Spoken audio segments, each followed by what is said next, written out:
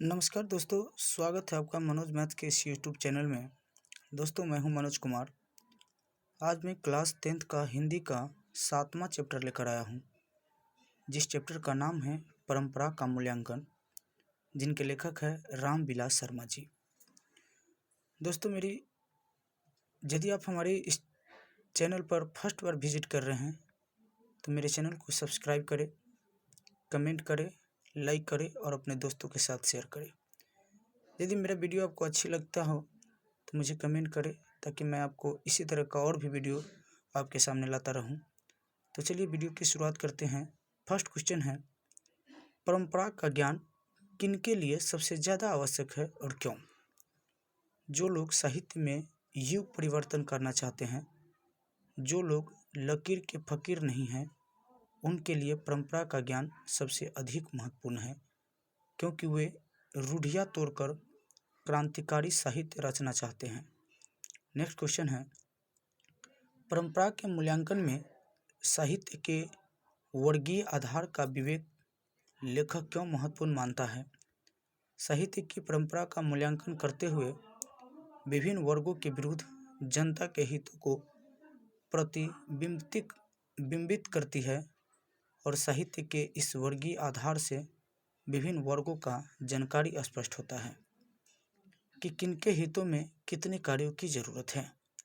Next question है, साहित्य का कौन सा पक्ष अपेक्षाकृत अस्थायी होता है? इस संबंध में लेखक की राय स्पष्ट करें। साहित्य मनुष्य के संपूर्ण जीवन से संबंध है, क्योंकि आर्थिक जीवन के अलावा मनुष्य एक प्राणी के रूप में भी अपना जीवन बिताता है। उसमें मनुष्य की इंद्रिय बोध, उसकी भावनाएं भी व्यजित होती है, और साहित्य का यह पक्ष अपेक्षाकृत अस्थायी होता है। नेक्स्ट क्वेश्चन है, साहित्य में विकास प्रक्रिया उसी तरह संपन्न नहीं होती जैसे समाज में लेखक का आशय स्पष्ट कीजिए। साहित्य में विकास प्रक्रिया उसी तरह संपन्न नहीं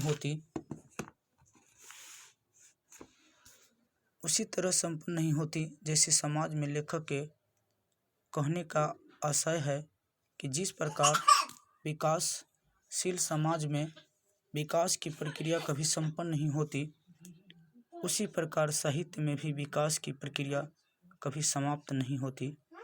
क्योंकि यदि हम साहित्य की विकास प्रक्रिया अथवा परिपूर्ण मान लेंगे तो फिर कोई कभी नहीं होगा तथा साहित्य का विकास भी नहीं होगा। इससे यह स्पष्ट हो जाता है कि समाज की तरह ही साहित्य की भी विकास की प्रक्रिया चलती रहेगी।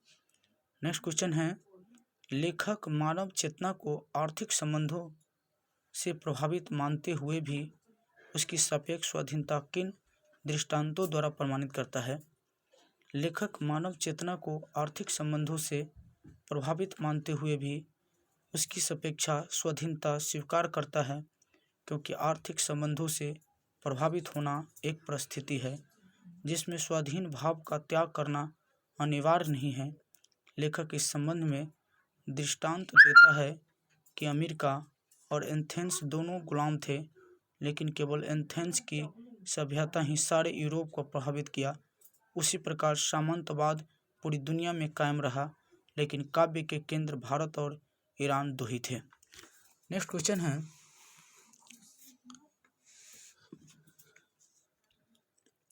साहित्य के निर्माण में प्रतिभा की भूमिका स्वीकार करते हुए लेखक किन खतरों से आग्रह करता है? साहित्य के निर्माण में प्रतिभाशाली मनुष्य की भूमिका निर्णायक है। इसका अर्थ यह नहीं कि मनुष्य जो करता है वह सब अच्छा ही होता है। यह उनके श्रेष्ठ कृतित्व में दोष नहीं होते हैं, क्योंकि काला का पूर्णतः निर्दोष होना भी एक दोष है, क्योंकि ऐसी काला निर्जीव होती है। इसमें प्रतिभाशाली मनुष्य की कुछ नया और उल्लेखनीय करने की गुंजाइश बनी रहती है। नेक्स्ट क्वेश्चन है, राजनीतिक मूल्यों से साहित्य के मूल अधिक अस्थायी कैसे होते हैं? राजनीतिक मूल्यों से साहित्य के मूल अधिक अस्थायी होते हैं। इस संबंध में लेखक कहते हैं कि अंग्रेज कवि टेनिसन ने वर्जिल पर एक कविता में लिखा है कि रोमन साम्राज्य का वैभव समाप्त हो गया, परंतु वर्जिल के काव्य सागर की ध्वनि तरंगे आज भी हमें सुनाई देती है। उसी प्रकार जब किसी साम्राज्य का राजनीतिक मूल्य समाप्त हो जाएगा तो निश्चित रूप से वहाँ के कवि और साहित्यकार संस्कृति के आकाश में चमकते नजर आएंगे। नेक्स्ट क्वेश्चन है, जातीय असीमता का लेखक किस प्रसंग में उल्लेख करता है और उसका क्या महत्व बताता है? साहित्य के विकास में प्रतिभाशाली मनुष्यों की तरह जन समुदाय और जातियों की विशेष भूमिका होती है, क्योंकि भूरूप के सांस्कृतिक विकास में जो भूमिका प्राचीन यूनानियों की है वह अन्य किसी जाति की नहीं है। जन समुदाय जब एक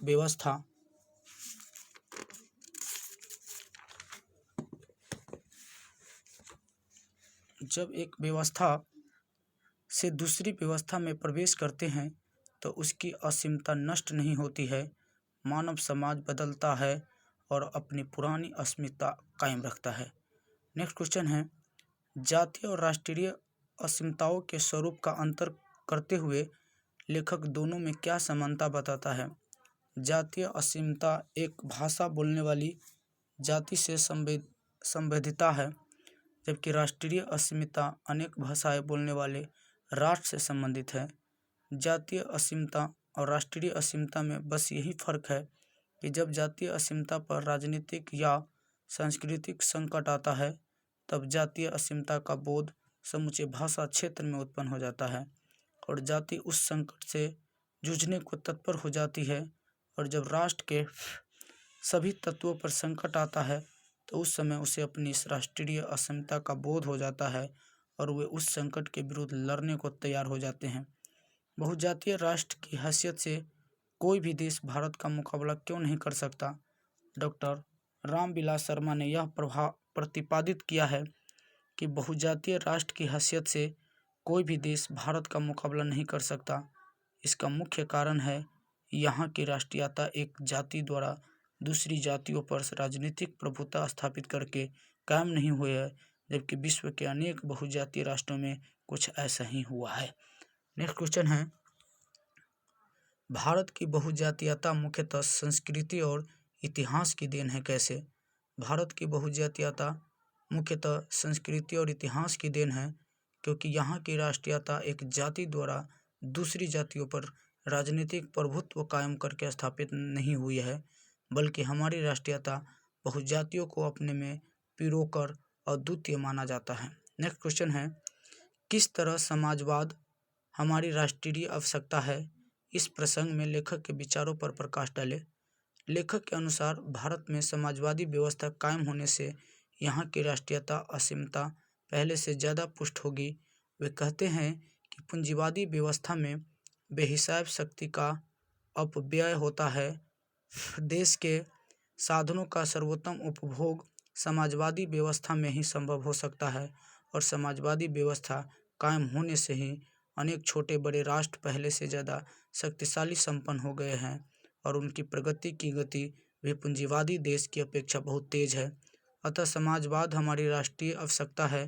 नेक्स्ट क्वेश्चन है, निबंध का समापन करते हुए लेखक कैसा स्वप्न देखता है? उसे साकार करने में परंपरा की क्या भूमिका हो सकती है? विचार करें। लेखक निबंध का समापन करते हुए उस दिन का स्वप्न देखता है जब देश में समाजवादी व्यवस्था कायम होगी। उस दिन अधिक से अधिक लोग साक्षर होंगे, तब वे साहित्यकारों की रचना को पढ़ेंगे और जब पढ़ेंगे तो उस साहित्य से उनका पूरा परिचय होगा और सही अर्थ में साहित्य परंपरा का मूल्यांकन कर पाएंगे। नेक्स्ट क्वेश्चन है, साहित्य सापेक्ष रूप में स्वाधीन होता है। इस मत को प्रमाणित करने के लिए लेखक ने कौन से तर्क और प्रमाण उपस्थित किए हैं? साहित्य सापेक्ष रूप में स्वाधीन होता है जबकि परिस्थितिवश जातियाँ पराधीन होती है।